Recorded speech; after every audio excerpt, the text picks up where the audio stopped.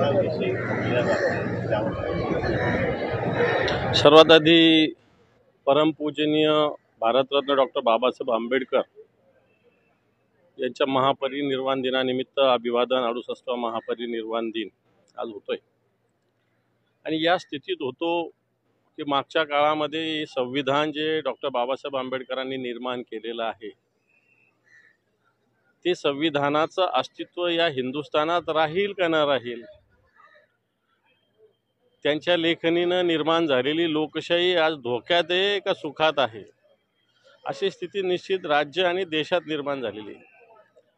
परंतु एक नक्की ठीक, या सगळ्या गोष्टी संकट, संविधान याच्यावरचं संकट, या सगळे होत असताना बाबासाहेबांचे विचार आणि त्यांची प्रेरणा, विचाराची प्रेरणा, मला वाटतं हे संविधान रक्षणाची शक्ती, ऊर्जा आमच्यासारख्या कार्यकर्त्याच्या मनगटात निश्चित देत राहतील।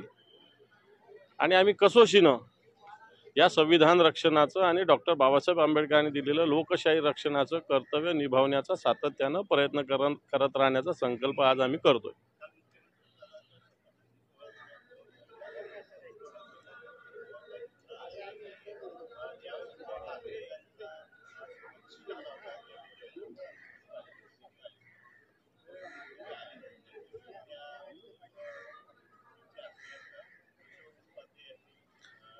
मला असं वाटतं ईशो उपाध्ये कोण मला माहिती नाही, परंतु ज्यांनी खऱ्या अर्थानं लोकशाहीचा खून या महाराष्ट्राच्या गल्लोगल्ली पाडलेला आहे,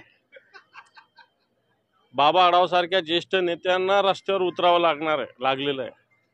आणि या महाराष्ट्राच्या ठिकठिकाणी आंदोलनं होत आहेत ईव्हीएम विषयी, पैसे वाटप करून मतं खरेदी केल्याविषयी। आणि मला असं असं कृत्य करून आलेलं सरकार, किंवा ज्याच्या काळामध्ये 7 महिन्यात शिवाजी महाराजांचा पुतळा पडला, ज्याच्या काळामध्ये हजारो शेतकऱ्यांनी आत्महत्या केली, ज्यांच्या काळामध्ये महिला माता भगिनींचं संरक्षण नाही, दीन दलितांचं संरक्षण नाही, अशा लोकांचं सरकार लोकशाहीची पायमल्ली करून आलेलं असेल तर मला असं वाटतं त्याला जाण्याची आवश्यकता नाही।